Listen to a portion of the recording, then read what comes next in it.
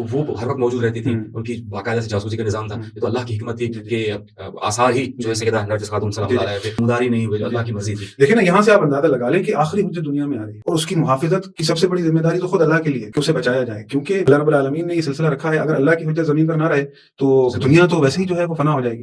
تو اللہ وقت کے امام اس بات کو سمجھتے ہیں اور یہ اللہ کی حکمتوں میں سے. اگر امام حسن عسکری علیہ السلام ظاہری طور پر شادی کرتے، خاتون کا پتہ ہوتا، ممکن ہے ان کی زوجہ کو قتل کر دیا جاتا. اس بات کی ضمانت کون لے گا کہ حکومت کچھ نہیں کر سکتی؟ یہ ظلم تو تاریخ میں حکومتوں نے کیے نا. امام حسین کے ساتھ کیا کیا؟ سارے امام کے ساتھ یہ ہوا ہے نا. تو کیا ضمانت تھی کہ امام حسن عسکری اگر لوگوں کو ظاہری طور پر علنا بتاتے تو کوئی کچھ نہیں کرتا؟ اس بات کی ضمانت کون اٹھائے گا؟ تو یہ اللہ رب العالمین کی ایک حکمت تھی کہ ایک برگزیدہ خاتون کو اللہ رب العالمین نے انتخاب کیا اور ان کو امام حسن عسکری علیہ السلام کی زوجیت میں دیا. اور کچھ چیزیں ایسی ہیں کہ امام حسن عسکری علیہ السلام نے کیونکہ امام مہدی کی حفاظت کے لیے اس بات کو چھپایا. دیکھیں اس سے بڑھ کر مظلومیت اہل بیت کی کیا ہوگی کہ وقت کا امام اپنی حجت کو چھپا رہا ہے، لوگوں کس کو اپنے حقیقی ساتھی کو بتا رہے ہیں، لیکن جو ایسا ہے جہاں وہ سمجھ رہے ہیں کہ یہ خطرہ ہو سکتا ہے تو وہاں نہیں بتا رہے ہیں، خاموش رہ رہے ہیں. حالانکہ ہمارے پاس پورا باب ہے اصول کافی کے اندر کہ اکثر لوگ کہتے ہیں کہ بھائی آپ کی کتاب میں یہ لکھا ہے. بھائی ہماری کتاب میں ہر قسم کی حدیث ہے، لیکن جو ہمارا عقیدہ ہے جس پر ہم متفق ہیں، جو صحیح حدیث ہیں، جو صحیح الاسناد ہیں، وہ آپ پڑھتے نہیں ہیں.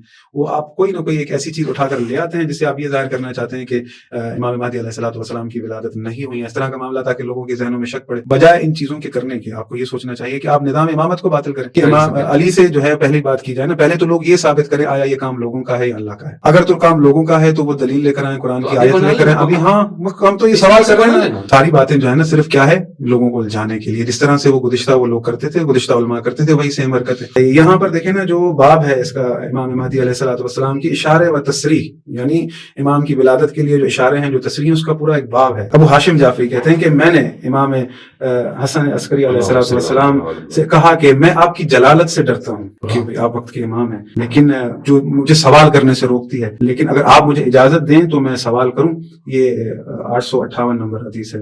تو امام نے کہا کہ ہاں پوچھو. میں نے ان سے سوال کیا، اے میرے سرور، کیا آپ کا بیٹا ہے، فرزند ہے؟ تو میں نے کہا ہاں ہے. تو وہ کہتا ہے اگر کچھ مجھے حادثہ پیش آئے تو میں کیا کروں، پھر میرا امام کون ہے؟ تو مجھے انہوں نے ملایا ان کے ساتھ اور یہ کہا کہ دوسری حدیث ہے کہ عمرو وہبادی کہتا ہے کہ امام حسن عسکری علیہ السلام نے مجھے اپنا بیٹا دکھایا اور کہا کہ یہ تمہارا رہبر ہے، تمہارا امام ہے میرے بعد. اب یہ امام نے اپنے خاص لوگوں کو جو ہے نا یہ ساری باتیں بتائیں کہ کیوں، کس لیے، ہدف کیا ہے. ہدف یہ ہے کہ امام کی زندگی کی محافظت، کیونکہ امام جانتے تھے کہ اس کو قتل کیا جائے گا، اللہ کی آخری حجت ہے، اللہ یہ نہیں چاہتا. اور وہی ہوا، کیونکہ حکومتوں کا یہ ہدف تھا کہ یہ سلسلہ جو اسنا اشر ہے اس کو ختم کیا جائے، جس کے لیے تو واضح احادیث ہے. یہ 12واں بھی اگر دنیا سے چلا گیا تو پھر ہر طرح سے ہم اپنے مقاصد میں قائم ہو جائیں گے اور یہ جو نظام ہمارا چل رہا ہے یہ لوگوں کا کام ہے، آخر چلتا رہے گا اور ہمارے جو گناہ ہیں جو اس پر پردے ڈل جائیں گے. ہمیں ایک سرٹیفکیٹ مل جائے گا کہ جو بھی حکومتیں بن رہی ہیں سب کا سب اللہ کی طرف سے، جو کہ خود اللہ پر ایک بہتان ہے کہ یہ عقیدہ جبر جو ہے یہ سب اس پر ہم لوگوں کو چلا لیں گے تو ہم اپنی ایک وقت نکال لیں گے. لیکن